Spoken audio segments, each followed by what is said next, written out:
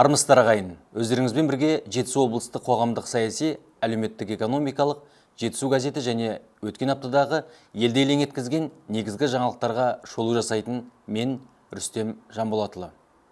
Сонымен өткен аптада әріптестеріміздің назарына нелікті, апта қандай жаңалықтармен есте қалды? Бірге шолып өтейік. Жыл сайынғы көктемгі дала жұмыстары қызатын күн жақын.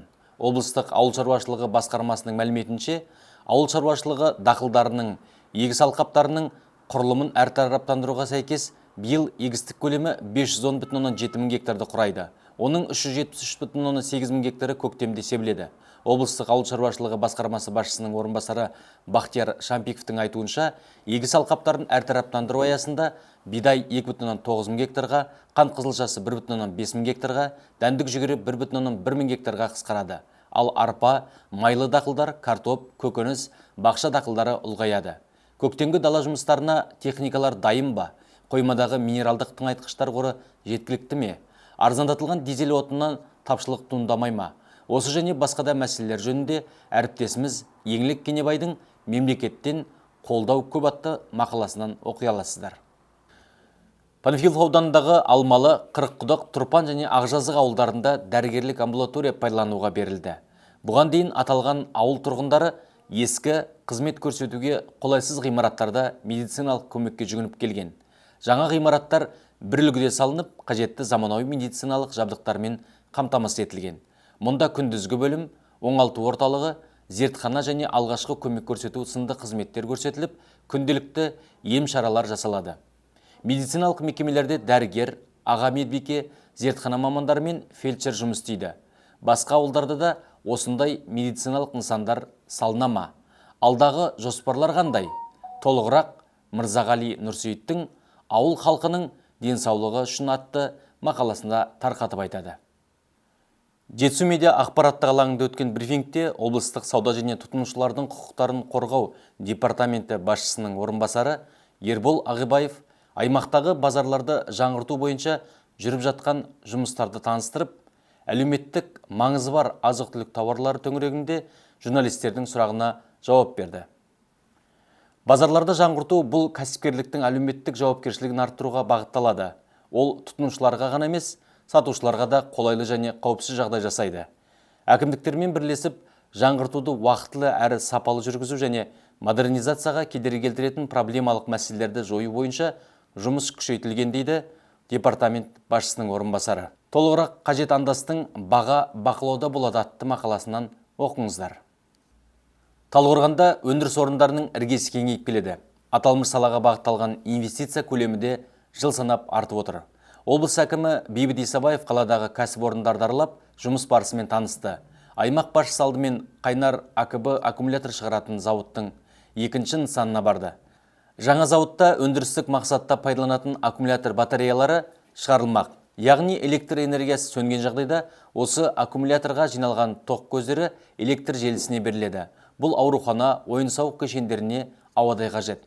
Зауыт қыркүйек айында іске қосылмақ. Толығырақ Айдар Қалиевтің жаңа өндіріс орындары ашылады атты мақаласынан оқи аласыздар. Ұлы жеңістің 80 жылдығы қарсаңында Талдықорған қаласының тұрғыны, екінші дүниежүзілік соғыстың ардагері ұстаз Ысқақ Құсайынов 101 жасқа келді. Ардагерді Қазақстан Республикасының ұлттық ұланының 55-14 әскери бөлімінің командирі полковник Әмір Мансұров арнайы барып құттықтады.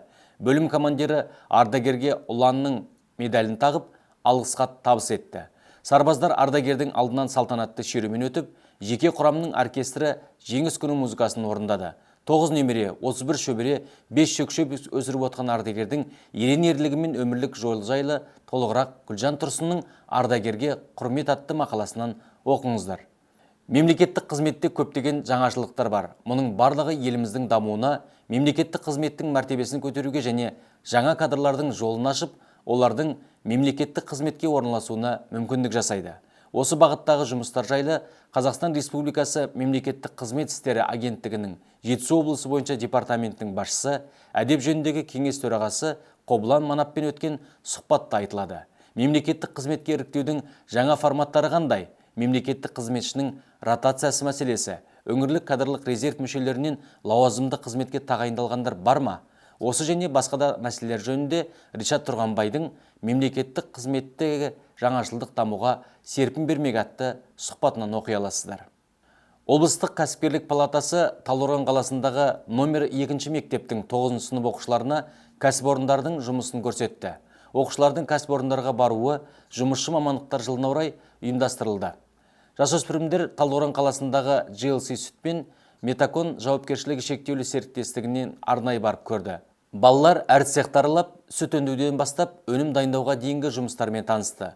Облыстық кәсіпкерлер палатасының директоры Дәурен Оңалбаев мұндай іс-шаралардың жасөспірімдер үшін маңызды екенін сөз етті.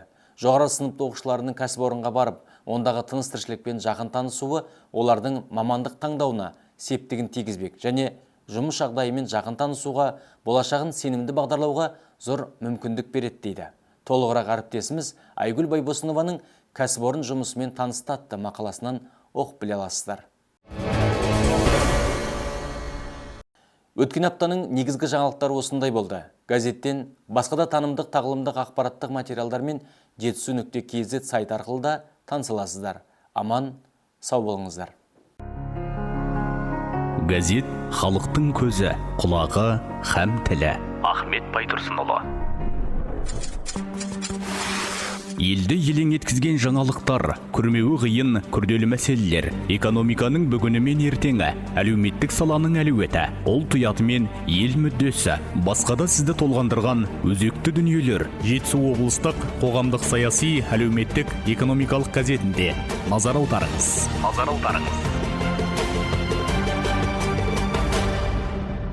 Әр саладағы кемшілікті айтып, кемсітуді көздемейтін, түйткілдің түйінін тарқатып кеткен кемшілікті келісіп іспен түзетуді мақсат тұтып, ел мен етене, бұқарамен бір тұтас болған басылымға Қазпошта арқылы жазылуды ұмытпаңыздар.